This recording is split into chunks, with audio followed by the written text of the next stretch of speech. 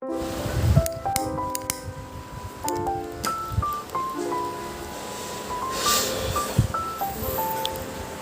datang kembali di podcast sebelah tangan. Podcast di mana lo ngajak jalan cewek berdua, terus ceweknya nanya, ini kita berdua doang.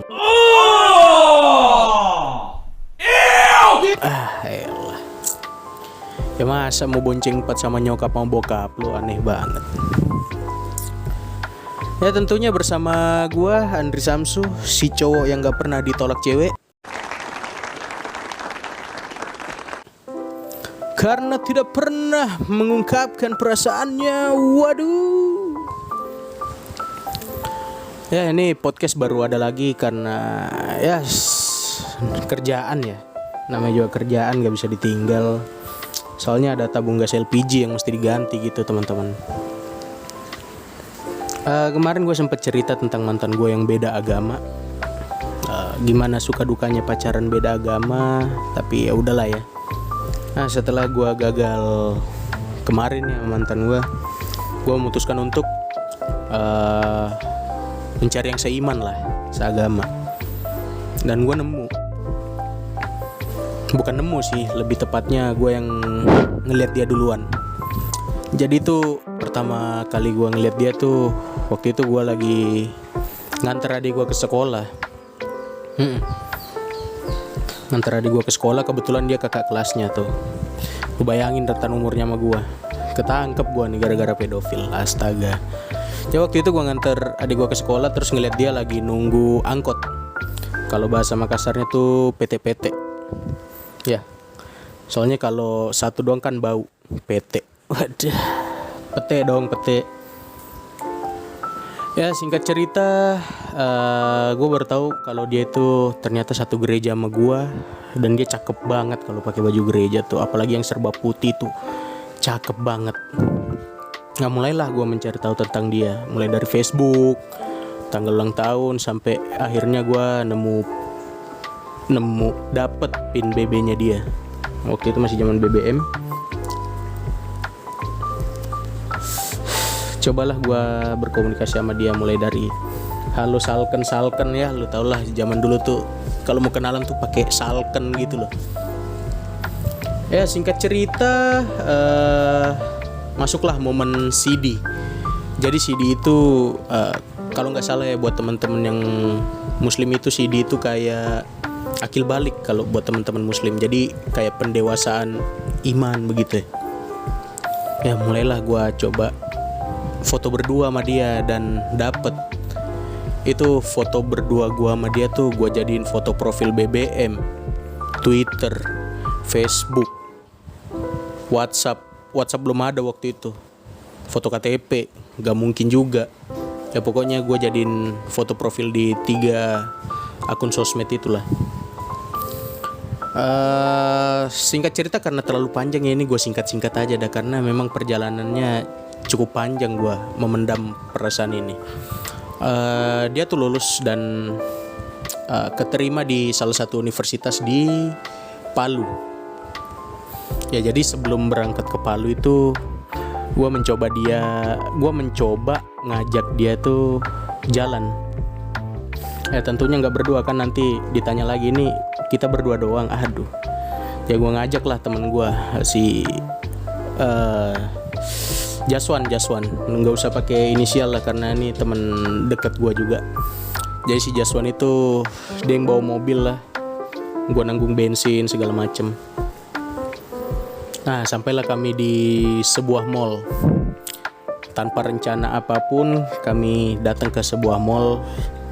Kebetulan saya dapat SMS dari Timezone yang bilang kalau beli 100.000 dapat 100.000 lagi. Keluarlah uang saya hamburkan di Timezone. Kita foto booth, kita main, kita foto booth lagi, dan tidak dapat apa-apa ya, karena kita main foto booth doang itu 100.000, buset dapat foto doang. Ya dan adalah momen ketika gua jalan berdua sama dia. Si Jaswan ada keperluan lain lah. Gue jalan berdua sama dia lihat-lihat baju ya kan, lihat-lihat baju, Lu tahu kan baju-baju di mall tuh nggak kayak cakar. Kalau cakar kan 50.000 dapat 4. Nah kalau di mall tuh 50.000 dapat kata-kata dari mbak kasirnya doang, bilang ini uangnya kurang mas. Kurang berapa mbak? 2 juta. Buset, harga baju 2.050.000.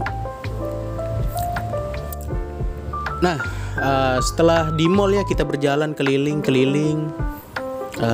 Gue ada ide nih, gimana kalau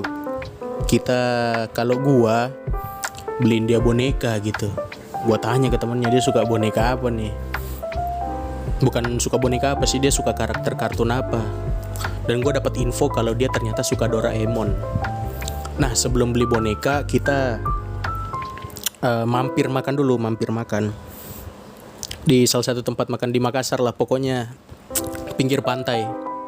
Bukan Pisang Epe, Mikering. Nah, awal gua kaget sama dia tuh ketika ngeliat pesanannya gitu. Nah, gua kan waktu itu pesen mie pangsit sama es teh manis. Si Jaswan pun begitu, teman-teman yang lain pun begitu. Dia pesen mie pangsit panas dengan kopi susu. Pas ditanya sama mbaknya, ini kopi susunya yang es apa yang panas? Kopi susu panas. Astagfirullahaladzim, ini unik juga nih cewek nih. Soalnya dia makan mie pangsit panas, minumnya kopi susu panas. Wah, unik. Dan itu bikin gue cukup kaget ya. Kaget ngeliat pesanannya. Udahlah makan, cerita bla bla bla. Dan memang ini ceweknya agak pendiam sih. Nggak tahu dia nggak ngerti bahasa Indonesia. Mungkin kalau gue ajak ngobrol pakai bahasa Rusia mengerti mungkin. Selesailah kita makan. Akhirnya gue bisikin si Jaswan.